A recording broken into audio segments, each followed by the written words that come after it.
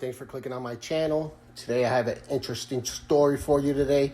Today's actually the anniversary of one of the most disturbing and deranged cases in U.S. history. It begins in Massachusetts on December 8th of 1986 when two sisters began to notice strange things happening in their home. Things like items would be rearranged, the milk would be drank out of, fully consumed, and disturbing messages would be written on the walls like, "Marry me," and "I'm in your room. Come and find me." And it was always written with mayonnaise and ketchup. Tina and Karen Bowen told their father, Frank, about the creepy things going on, which they always said it was a ghost. But he ignored it. I would have too. He assumed it was pranks played by one of the daughters on the other. On December 8th of that year, one night, Frank, Tina, and Karen went out for family time. A little past 6 p.m., when everyone returned home, the girls happened to find someone had left a mess in the bathroom and used their toilet. Frank then searched the house, eventually discovering Tina's 16-year-old schoolmate, Daniel Laplante, in the closet, wearing a Native American-style jacket and his face painted somewhat like a clown. Within a split of a second, Daniel lifted his hand, pointing at the family, and ordered them into the bedroom. He then locked them in. But luckily, Tina escaped through a window and ran to the neighbor's house to call 911. Finally, when the police arrived, they found no trace of Daniel, leaving them to conclude that he had escaped through a patio door. The police had advised the Bowens to stay with family or friends until they locate the teen boy. However, 2 days later, Frank returned home to pick up some of his family's belongings. And as he approached the house, he looked up and he spotted Daniel staring out of one of the bedroom windows. Frank had went to the neighbors and asked them to call police right away.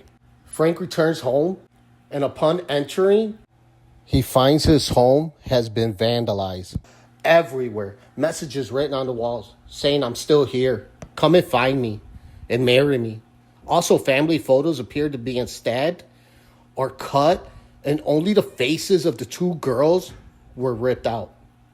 Even more bizarre, Frank discovered his bathtub was full of urine, and there was a trail of pennies scattered all over the floor. When the police finally arrived, they searched and discovered Daniel hiding within a cramped triangular wall cavity in the basement of the house, which he has been clearly living in for months.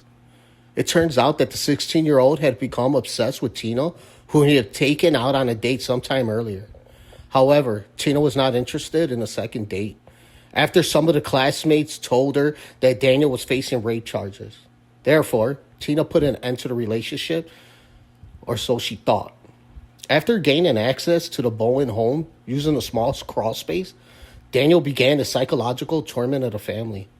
At first, he had simply just wanted to watch Tina, but then he saw her sister and her trying to contact their mother, who had recently just died of cancer, by using a Ouija board.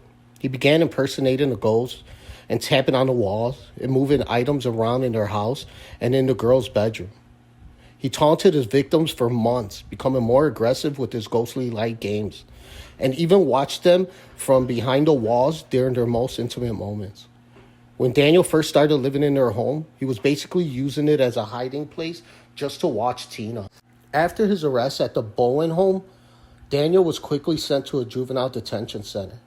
However, he was there less than a year, because in October of 1987, his mother remortgaged their house just to pay his $10,000 bail. You would think that's the end. 2 months later, he commits the worst crime yet. Thanks for listening. Like and subscribe, because part 2's coming next.